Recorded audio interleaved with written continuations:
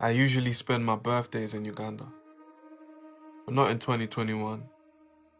This year I didn't even get a birthday message from anyone back home. Anyone. It wasn't a case of out of sight, out of mind. I wish it was that. The government cut off the internet for about 5 days before bringing it back. I'm going to tell you something about Uganda, which you might already know. The older she gets, the more her insecurities show. She was born into trauma and tears. She saw a lot of violence during her formative years. Then she met a man called Museveni. He told her everything she needed to hear. He told her she deserved freedom from fear. Told her he was prepared to stand for her freedom.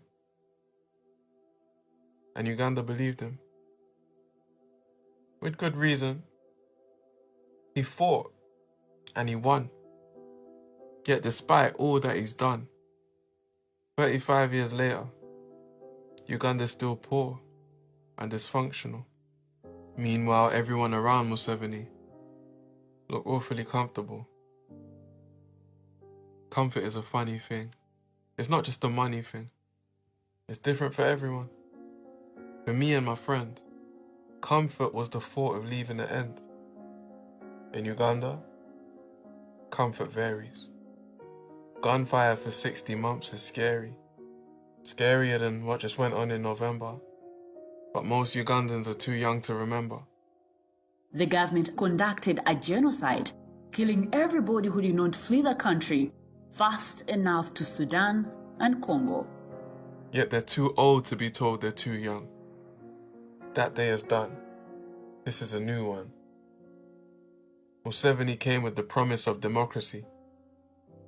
Did he produce one? Not according to Bobi Wine. When he became a politician, democracy was not what he'd find. Bobi headed up the opposition. Some say the government didn't want the competition. For 3 years now, the singer's been beaten and imprisoned, like a lot of other politicians. This year I didn't get a birthday message from my fam or my fans on the Ugandan side, because the government shut down the internet during an election, and the country's hands were tied. But the Ugandan government is obviously very anxious about this election. Why cut the internet and all local mobile... When I was 19, I fell for Uganda, because I was sick of this inner city gangster vibe. But on January 14th, 2021, Uganda's gangster side was amplified. Bobi Wine can really win this election? Subscribe and listen to Have You Heard George's podcast on BBC Sounds now.